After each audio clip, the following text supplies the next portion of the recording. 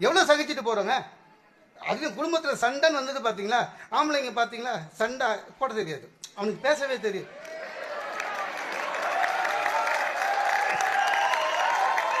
இல்லை சார், இல்லை சார், ஜென்ஸுக்கு சண்டை போட தெரியாது, ஏன்னா பேசவே தெரியாது. சண்டை ஆரம்பிக்கிறதுக்கு முன்னாடியே ஃபர்ஸ்ட் எடுத்தோடனே லாஸ்ட்டாக என்ன சொல்கிறேன்மா, என்ன சண்டையே ஆரம்பிக்கலடா லாஸ்ட்டாக என்ன சொல்கிறேன்மா. ஆனால் லேடிஸ் அப்படி இல்லைங்க, அவங்க சாதாரணமாகவே நல்லா பேசுவாங்க. சண்டைன்னு வந்துச்சு வச்சுக்கணும், ரொம்ப நல்லா பேசுவாங்க. அந்த கிபி எல்லாம் வந்துடும். அன்னைக்கு கூட நீங்கள் என்ன திட்டினீங்களே ஸ்கூட்டர் ஸ்டார்ட் பண்ணும்போதுன்னு, நமக்கு பக்கமாக இருக்கும், நம்ம மைண்ட் வாய்ஸ் எப்படி வெளில கேட்டுதுன்னு. அப்படிதாங்க, ஒன்றும் பண்ண முடியாது. எல்லாத்துக்கும் இப்போ ஒரு 30-40 வருஷத்துக்கு முன்னால் ஹஸ்பண்ட் அண்ட் ஒய்ஃப் சண்டைனா தமிழ் சமூகம் நான் புக்கெல்லாம் பார்த்துருக்கேன், இப்போ கதையிலலாம் படிச்சிருக்கேன். இப்போ இவர் ஹஸ்பண்ட் சாயங்காலமாக வரும்போது 1/2 கிலோ அல்வா 2 முழம் மல்லிப்பூ எடுத்துட்டு தாஜா பண்ணால் ஒய்ஃப் சரியாயிடும். இப்போல்லாம் எவனும் பண்ணுறதில்ல. ஏன் தெரியுமா, 1/2 கிலோ அல்வா 400 ரூபா விற்கிது, 2 முழம் மல்லி 100 ரூபா விற்கிது. 500 ரூபாய்க்கு போய் இவ்வளோ காஸ்ட்லியாக போய் சரண்டர் வரதை விட்டுட்டான். பண்டிகை வரையும் அப்படியே தள்ளின்னு போயிடலான்னு, செலவு மிச்சமாகும். ஆனால் புத்திசாலிங்க என்ன பண்ணுறான் சார், ஒன்றும் வாங்குதில்ல, நேராக போகிறான், ஜன்னல் சாத்திரம் படார்னு கீழே விடுறான், முடிஞ்சு போய். அப்படிதாங்க, எல்லாமே அப்படிதான். சிலதுலாம் வேற வழி கிடையாதுங்க. இந்த மனைவி குடும்பத்தோடு போகிறது மகிழ்ச்சின்னு சொல்கிறாங்க, அது போய் பார்த்தவனுக்கு தெரியும். காராக இருந்தால் பரவாயில்லைங்க, நான்லாம் 2 வீலரில் ஒய்ஃபை கூட்டின்னு போவேன். என்ன கஷ்டம் தெரியுமா, அதில் என்ன மகிழ்ச்சி வரும், ஒன்றும் வராது. ஏன்னா இந்த ஸ்கூட்டர் பார்த்தீங்களா, அவன் என்ஜின் 35 கிலோங்க பின்னால் வச்சிருக்கான், அது தவிர 75 கிலோ.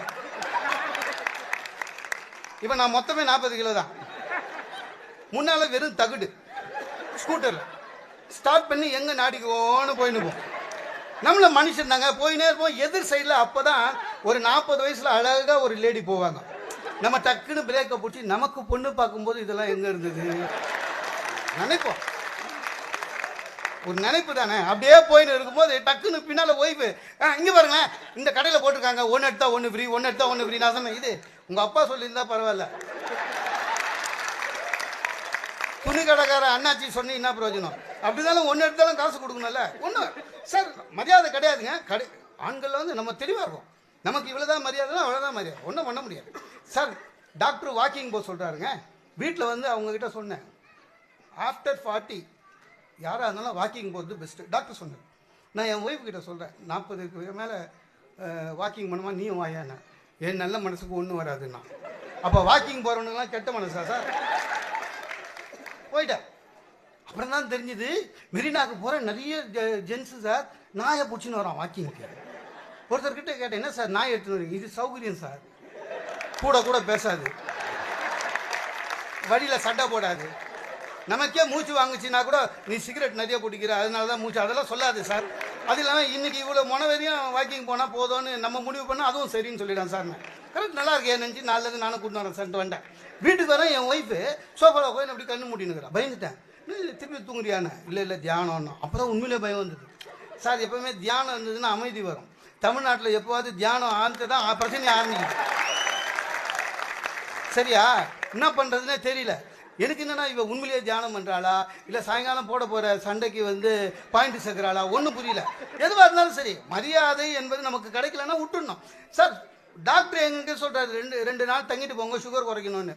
என் ஒய்ஃபு கிட்ட சொல்கிறேன், இருந்துட்டு போறியான்னு. ஏன் ஹாஸ்பிட்டலுக்கு காசு தர, டாக்டருக்கு ஃபீஸ் தர, ஊசி போகிறதுக்கு நர்ஸ் வருது, நான் எதுக்கு, நான் இருந்தால் அனாவசியமாக சண்டை வரும். எங்க அப்போவே ஆஸ்பத்திரிலையே அனாவசியமாக சண்டை வரணும். டாக்டர் வந்துட்டார். பெரிய டாக்டர் கிட்ட சொல்கிறான், சார் இவர் சாப்பாடு விஷயத்தில் நான் சொல்கிறத கேட்க மாட்டாருன்னு தான் சொல்லணும். பொதுவாக டாக்டர் நம்ம சுப்ரீம் கோர்ட் ஜட்ஜி மாதிரி பொதுவாக, டாக்டர் இவர் நான் எது சொன்னாலும் கேட்க மாட்டாரு டாக்டர் அப்படின்னு. அந்த உடனே இடுப்பில் கையை வச்சுன்னு எஸ்வி ரங்காராவ் மாதிரி, என்ன மிஸ்டர் மோகன சுந்தரம், ஒய்ஃப் சொல்கிறது எதுவுமே கேட்குது இல்லையாமே, அவர் நம்ம அவங்க ஒய்ஃப் சொல்கிறது கேட்குற மாதிரி. டேய் யாரா கேட்டோம், அதனால தானே நல்லா இருக்கிறோம், கொஞ்சமாச்சும் நல்லா இருக்குது, அதனால தானே.